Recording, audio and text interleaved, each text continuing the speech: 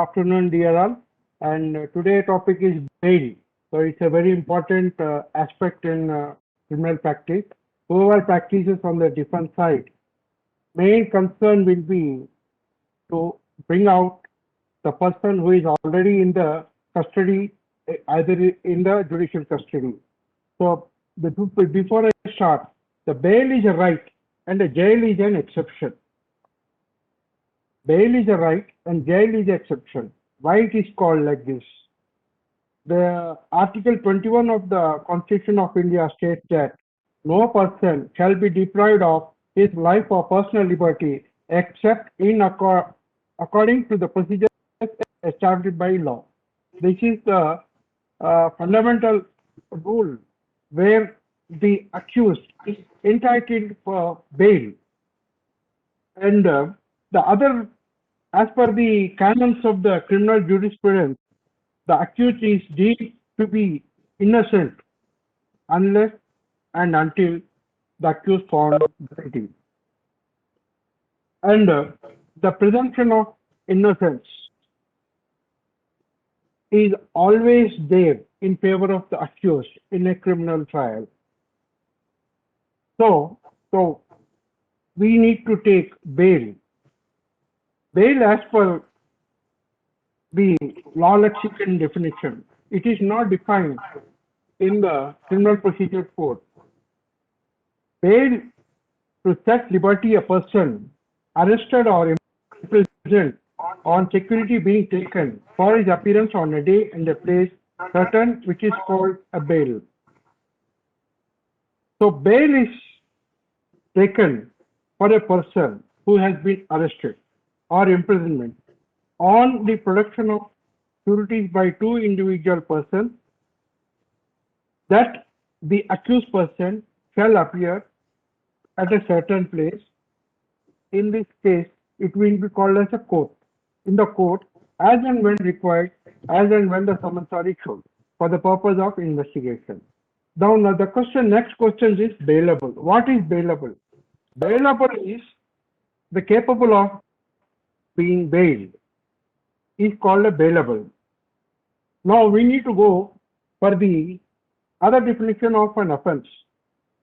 As per section 2N of CRPC, offense means an act or omission made punishable by any law for the time being in force. This is called an offense. That means he should not commit any offense, any crime which is forbidden by law, which he should not do it. If he had committed, then it is called an offense. Now the question after the comes is, the other points comes out is bailable offense.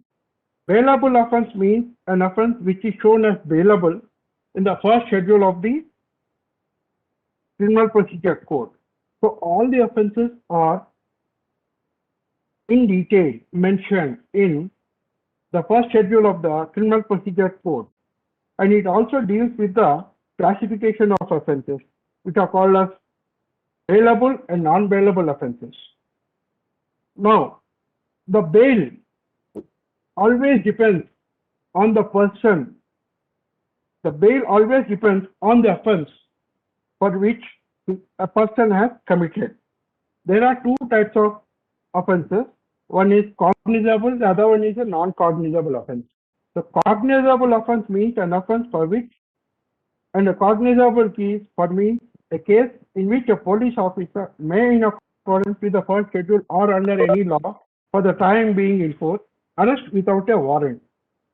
So the police officer need not have any warrant to arrest any person who is involved in a offense of cognizable nature. Yeah. And the non-cognizable means these are the offences which are a non-cognizable means a case in which the police officer has no authority to arrest without a warrant. That means the police officer should have a warrant from the court of law to arrest a person who has been involved in a non-cognizable cases. Now today's topic is about bails. The bails are under All bail provisions are under section 436, 436A, 437, 437A, 438, that is called as anticipatory bail, and 439 this of CRPC. This is a bail. We need to make an application to the Court of Session or to the High Court under the provisions of 439 of CRPC. Now, after going through all the bailable and non-bailable offences, why we need to take arrest? Why we need to take a bail? We need to take a bail because whoever a person has been arrested by a police officer and who is in the judicial custody. Now, section 57 of the CRPC states that a police officer can arrest, if at all arrest a person, he can keep in his custody for 24 hours and not more than 24 hours. He cannot keep it. If at all is there is any time for movement of the accused from another court or another police station jurisdiction to the concerned court or to the concerned police station, that time is given, that is excluded in calculating the 24-hour time. So when as per section 57, the police has to produce the arrested person before the concerned magistrate. When a person is produced before a magistrate, as per section 57 of CRPC, he will pray the honorable court to give him a time of 15 days for a remand. Why this remand is given to him is to complete the investigation within 15 days and to lay the charge sheet. Now, there is a situation where the investigation cannot be completed within a period of 15 days. Now, what is to be done? When after the expiry of the 15 days, that the police officer has to make a application to the concerned court to extend the remand for another 15 days. Likewise, these extension of remand can be done for a period of 60 days or 90 days. Why 60 days is given? Why 90 days is given? I'll just shortly explain to you all. So 60 days for the offences which are punishable with death, imprisonment for life, or for not less than 10 years, for a term for not less than 10 years. These are the 90 days prescription is there, and the 60 days is the offences which he can lesser than this period. So now the bail provisions are under chapter 33 of the CRPC, and the 436 and 436A of CRPC deals with the provisions of the bailable offences. When a person is brought before the magistrate who has been accused of committing an offence which is of bailable nature, on the production itself, on the day he has been produced, even at home or at the court or at any place where the magistrate sits, if the accused is able to furnish sureties, if someone is able to furnish sureties on behalf of the accused, the magistrate has to grant bail on that situation itself. That means he should not be sent to the judicial custody. Judicial custody means jail or sub-jail, whatever the case may be. Now, after 436, now in this 436 CRPC provision, there is also a provision called indigent person. That means who is unable to furnish surety for himself. In that case, who is called an indigent person? Indigent person is a person who is in judicial custody for over a period of 7 days. If that 7 days period has been passed after the completion of the remand, that itself is called as indigent person situation, and he has been granted bail immediately on self-bond. On self-bond means if the accused case that on bond, if the magistrate allows me to go out of the judicial custody on bail, I myself surrender to the court and submit that I shall appear before the court on every day on which the magistrate calls me to appear. That is called a bond. That is a bond. That is a connection between the court and the accused to make him come to before the court on all the place and all the times when he has been required. Now, after 436 provision is done, the 437 CRPC provision state starts with, and upon in these provisions, the public prosecutor has been given an opportunity to hear the bail application, and he is also entitled to submit his objection on an application mode for the section 437 CRPC, which are non-bailable offences, which are require the word of the public prosecutor to be heard on that situation. Now, when a person has been brought before the court, he is of under the age of 16 or a woman or infirm person, then such magistrate can grant bail on the same situation itself if he found that the reasons are correct and that he is a sick, infirm, and he should not be sent to the judicial custody. Now, when the magistrate also can refuse to grant bail on the conditions of test identification period, where a police officers make an application that the accused needs to be identified by the witnesses. In that cases, the bail application may be rejected. And also, the bail application may also be rejected when the statements have to be recorded by the magistrate under section 164 of CRPC and other under section 164 of CRPC. These are the other provisions where the magistrate can reject a bail application. Now, when the magistrate under section 437 of CRPC allows, he can impose the conditions like surrender of passports, furnishing of solvent surety by way of cash, or by two independent persons who undertake the responsibility of making the accused to appear before the court and also in the police station as and when required. The next question comes after 437 is, the provision is 438 of CRPC. 438 of CRPC is an important provision in the criminal procedure code where some offences, some crimes will be registered against the opposite faction rivalries under false cases where the accused is nowhere connected, but still a crime is registered. When a crime is registered against the accused person, there is always imminent threat of arrest by that officer at all times. So, in order to evade or to get protection from such arrest, what he will do is he will file a petition under section 438 of CRPC before the district court or for the grant of the anticipatory bail.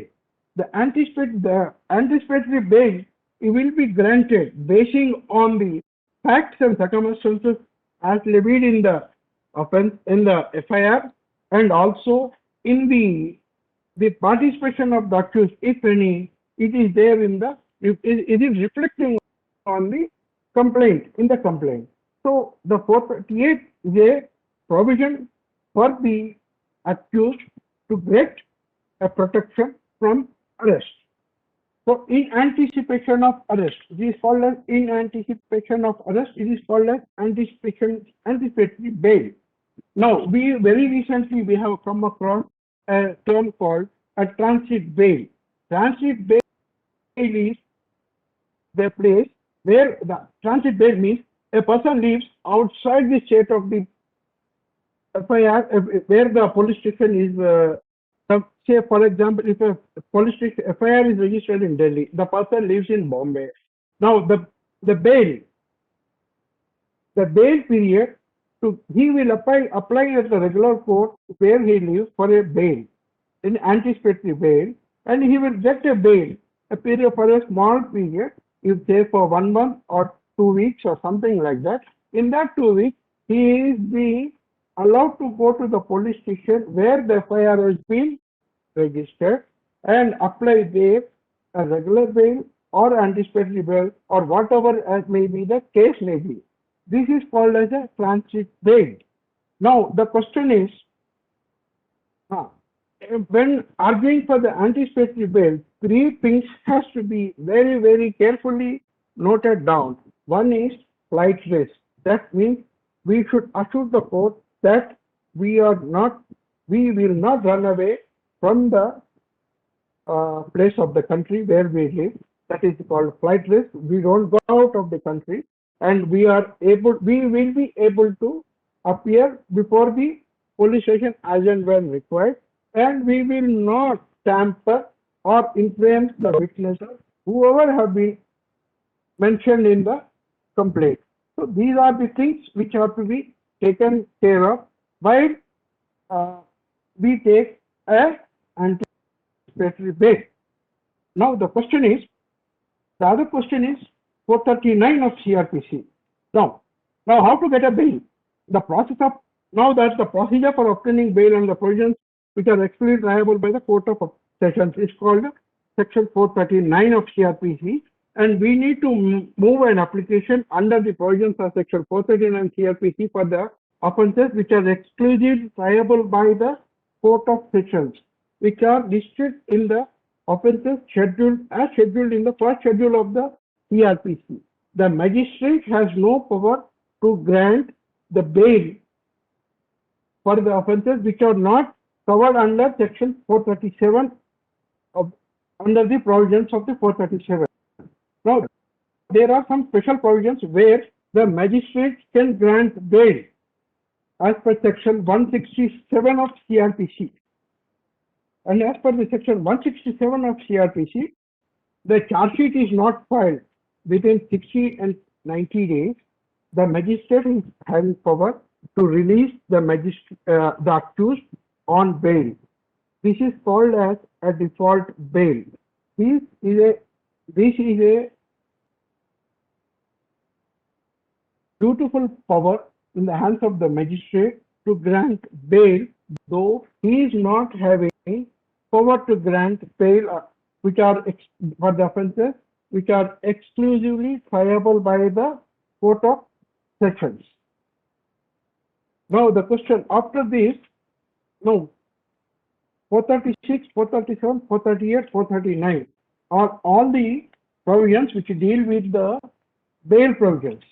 Now, after the bail provisions have been done, there are some special offences which we need to take bail, they are called as bail under special acts. For the bail under special acts like Prevention of Money Laundering Act, Depositors Act, Serious Financial Irregularities Act, Customs Act, Passport Act are all to be moved. These applications are to be moved in this CRPC 436, 437, 438, 439 provisions only. The guiding factor for bail will be the parent sections for which the offence has been booked against the accused. For the juvenile offenders, the parents acts are there in deciding the punishment, deciding the offences for which he has created. For getting bail, any parents or near relatives of the juvenile, whoever approaches the court and whoever able to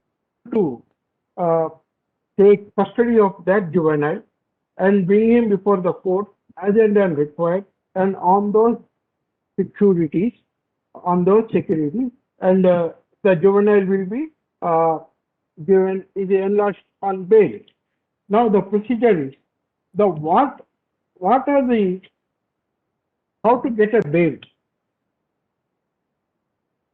Now in order to get a bail, it depends on the offense which are leveled against him. This is a very important one.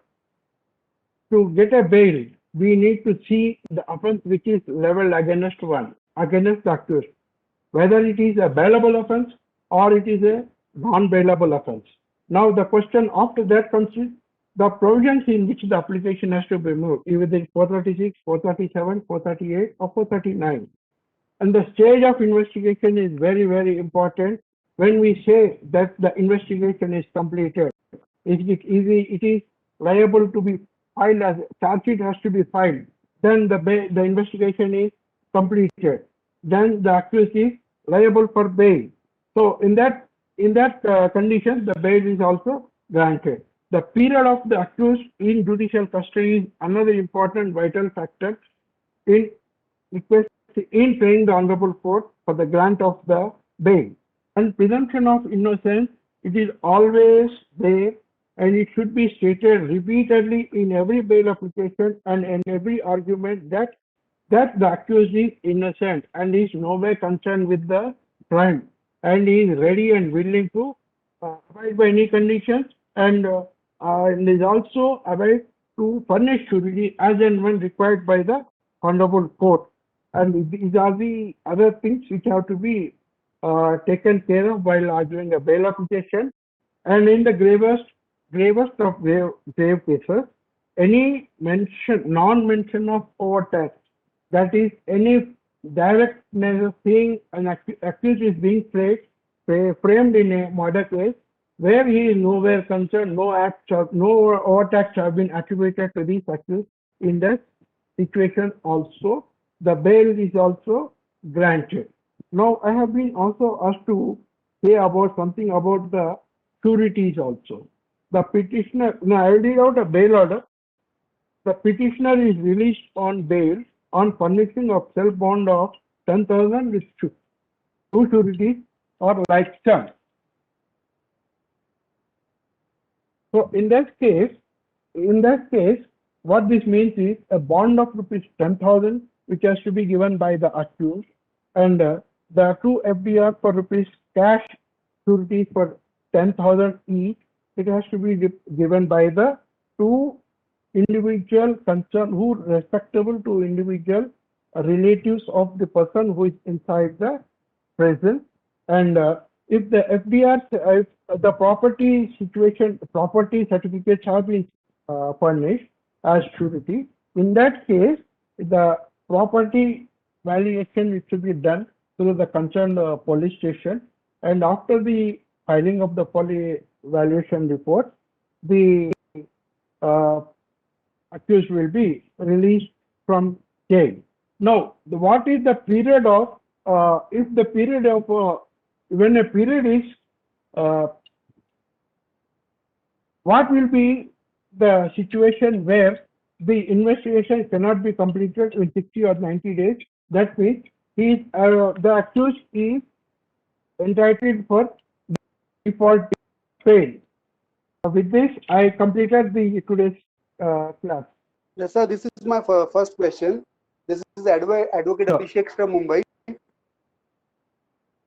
Sir, my first question is that when any police case is get by the lawyer and it is a first remand, what aspects and what are the points which advocate need to focus and get thorough with to attend that first remand, and which aspects he has to look into? In this case, as per your question, sir, in any remand, we need to see whether the accused is charged, the offence charged against the accused is bailable or non-bailable.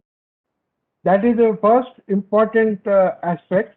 The second important aspect is when it is a bailable offence, he can demand the bail in the police station itself. If the police officer does not, then the court has empowered and it has to give bail on all bailable offences. Sorry to interrupt you. I am on the point of a non-bailable offences and to get prepared for attending first remand in the court of law to represent the client in the court of law.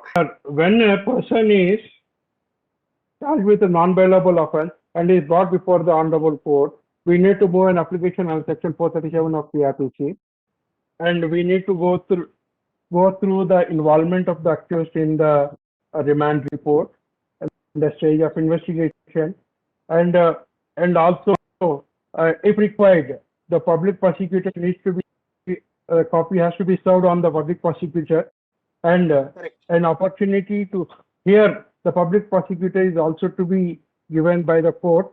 And after seeing both the arguments, hearing both the arguments, the magistrate, if he fits it is a bailable, then he will grant bail, sir. All right, sir. And what are the points which advocate need to look into to get the judicial custody of his client as soon as possible?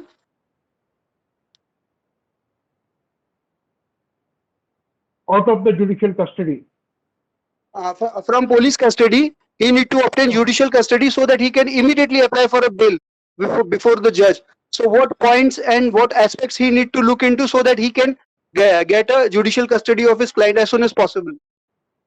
Sir, as per your question, sir, the first is we need to get out a person from the police remand, police custody to the judicial custody. That means they make a police officer to remand the accused to the judicial court, where the court is situated.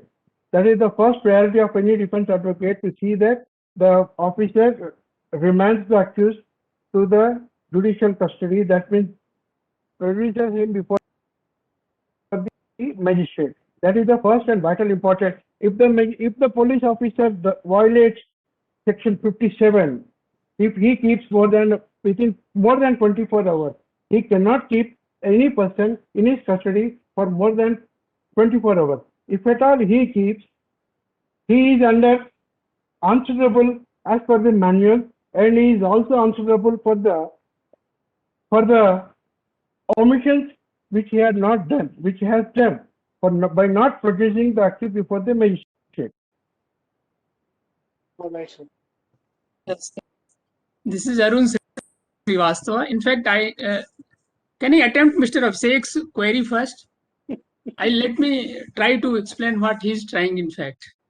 Yes, sir. If you all permit. Please. Yes. Of course, sir. Of course. Yeah. See, when any person, if he is arrested in non-bailable and non-compoundable matter and is brought to the court, now your first attempt should be to make a case that this arrest itself is illegal. Because now we have Arnesh Kumar judgment, we have other judgments which gives a guideline that police has to follow this guideline before making any arrest. So the first attempt, in any case, whether you have FIR or you don't have FIR, but obviously I presume that you must be having FIR by that time he is being produced. So the first attempt should be, I'm a practical lawyer, so first attempt should be to project before the magistrate that this arrest itself is illegal and unwarranted. So unwarranted, when you say unwarranted, you can cite Arnesh Kumar's judgment that yes, that judgment has not been followed. And then there is another section 60A, perhaps it is section 60A, where it has been given that no arrest can be made without following due process, without following the process in the CRPC itself. So if you can convince the court that yes, this arrest itself is illegal, it is not warranted, so the magistrate has the power to discharge the person immediately. That yes, no, we are neither inclined to grant judicial custody nor inclined to grant for police custody, because when any person is produced before a magistrate has only two options: either to grant him police custody or to send him judicial custody, which we routinely see that magistrate, in fact, they feel helpless. Because in non-bailable offences. Yes, in all non-bailable and non-compoundable offences, or in where the sentence is more than 7 years or bailable. See, another category, I'm not touching upon that category, since if you have a right to bail, you will get bail. It is bailable offence, you will get bail. So nobody to It plead. is a right. Yes. So even you need not to plead for that.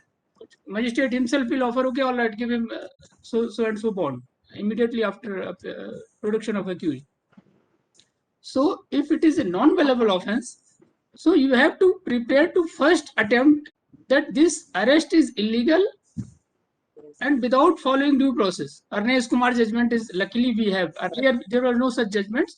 So that's all. That is the first question I think in a much practical way would be able to deal with while you appear for any accused in any court. Because I And the myself have second, seen. second query for judicial custody, to need judicial custody as soon as possible so that he can apply for bail. No, it is not. No, it is wrong presumption that during police custody you cannot apply for bail. You can apply for But bail. that bail application is kept pending until that it is- judicial custody is given. It is judicial wisdom which keeps it pending. It is not, there is no law that if a person is in police custody he will not be granted bail. You see, In recently, non-bailable offences. Yes. yes, recently Yes. you have seen the Kolkata incident when they were in CBI custody and magistrate, okay, all right, you grant bail. They keep on asking that, yes, my lord, हम इसको देना नहीं चाहते वो, immediately they have to rush to high court and other courts. Yeah, But Srivastava magistrate ji. has the power to grant bail. It is not that you cannot grant, magistrate cannot grant bail because you are in police custody or judicial custody. It is prudence of the judges, it is the wisdom of the judges that the police custody, because investigation should not hamper in, that is the basic concept, basic idea for not granting bail. Sai Kumar, sir, please. Yeah, Keshav, there is a Bombay High Court judgment, Justice Khanna says, Yes, sir. even during police remand, bail can be granted. It is a reported judgment. Yes, it cannot. See, there is no law which prohibits. With respect to the pendency of applications in general, what Bail is the application, maximum time period for which a court can keep a bail application pending with them? bail application has to be decided within 1 week from the day of filing. Either it should be dismissed or it should be allowed. It cannot be kept more than 7 days pending.